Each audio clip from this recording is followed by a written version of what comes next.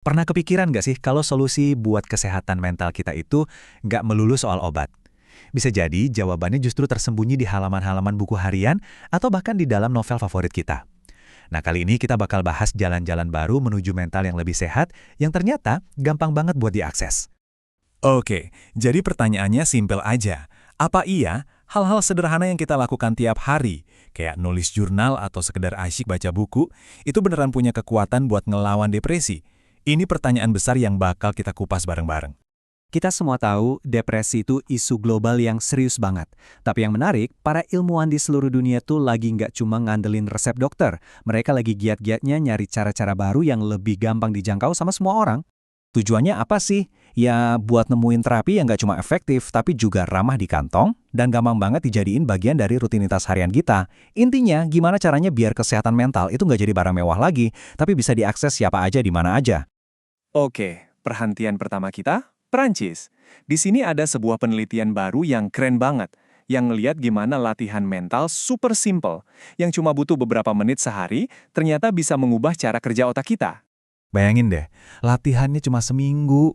Penelitian ini nguji 4 jenis latihan mental yang beda-beda, yang semuanya dirancang biar gampang banget dilakuin, tapi punya efek yang kuat banget ke suasana hati. Dan hasilnya? Luar biasa konsisten, mau itu fokus ke perilaku positif, nginget-nginget kenangan indah, atau sekedar nulis jurnal rasa syukur, semua pendekatan ini terbukti ampuh ngurangin gejala depresi secara signifikan. Ini nunjukin kalau ada banyak banget jalan buat ngelatih pikiran kita jadi lebih positif. Kita ambil satu contoh ya, jurnal rasa syukur. Cuma dengan ngeluangin beberapa menit tiap hari selama seminggu buat nulis hal-hal positif, para peserta ini nggak cuma ngerasa lebih baik loh. Otak mereka beneran jadi lebih gampang buat manggil lagi memori-memori bahagia. Ini tuh persis kayak ngelatih otot, tapi yang dilatih pikiran kita. Jadi, pesan utama dari penelitian di Prancis ini jelas dan kuat banget. Latihan mental yang singkat, positif, dan rutin itu beneran manjur. Ini bukan teori yang jelimet, tapi alat praktis yang bisa kita semua pakai buat ngebangun mental yang lebih kuat. Nah, dari melatih pikiran dari dalam, sekarang kita pindah ke sesuatu yang beda.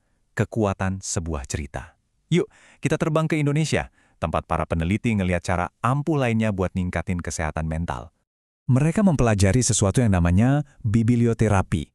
Kedengarannya mungkin agak ilmiah ya, tapi idenya tuh simple dan indah banget. Pakai bahan bacaan, bisa buku fiksi, puisi, apa aja, sebagai alat untuk penyembuhan. Ini tentang menemukan kepingan diri kita di dalam cerita orang lain. Tinjauan di Indonesia ini ngumpulin studi dari berbagai negara, dari Thailand sampai Italia, dan nemuin banyak banget manfaatnya. Biblioterapi itu gampang, murah, dan fleksibel. Tapi yang paling penting, terapi ini bisa ningkatin fungsi otak, dan ini kuncinya, bisa ngebangkitin lagi harapan yang mungkin sempat hilang. Dan ini dia salah satu tantangan terbesarnya yang sering nggak kelihatan, stigma. Kutipan ini nunjukin realita yang pahit banget. Orang-orang seringkali terlalu takut buat nyari bantuan atau sekedar baca buku di tempat umum karena khawatir sama pandangan orang lain. Makanya, punya pilihan terapi yang sifatnya pribadi dan bebas dari penghakiman itu penting banget. Oke, sekarang kita udah punya 2 ide yang sama-sama kuat. Coba deh kita satuin dan lihat gambaran besarnya kayak apa. Jadi, di sini kita punya 2 pendekatan yang keren. Latihan mental dari Prancis itu bekerja dari dalam keluar, istilahnya ngelatih ulang otak kita. Sementara itu, biblioterapi dari Indonesia bekerja dari luar ke dalam, pakai cerita buat ngasih inspirasi dan harapan. Jalurnya beda, tapi tujuannya sama persis, kesehatan mental yang lebih baik tanpa harus bergantung pada obat. Nah, disinilah semuanya nyambung. Kalau kita gabungin kedua ide ini, kita bisa lihat ada sebuah pergeseran global yang menarik banget. Masa depan kesehatan mental itu mungkin bukan cuma soal sesi terapi mingguan, tapi lebih ke alat-alat sederhana yang memberdayakan yang bisa kita pakai setiap hari. Cepat, efektif, dan terjangkau. Terus apa artinya ini semua buat kita secara personal? Ini bukan cuma soal teknik baru loh. Ini tentang perubahan yang lebih mendasar, tentang cara kita memandang dan merawat diri kita sendiri. Intinya cuma satu kata, pemberdayaan. Kita bergerak dari model di mana kita cuma pasif menerima pengobatan ke model di mana kita dibekali toolkit buat secara aktif membangun kesehatan mental kita sendiri. Ini soal ngasih kendali kembali ke tangan kita. Dan kita tutup bahasan ini dengan kutipan yang dalam banget dari penelitian di Prancis tadi. Tujuannya adalah untuk semakin menyatukan sains dan kesadaran.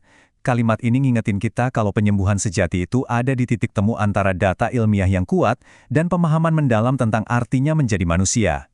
Nah, mungkin ini bisa jadi bahan renungan buat kita semua. Alat apa sih dalam hidup kita masing-masing yang sebenarnya udah ngegabungin sains dan kesadaran?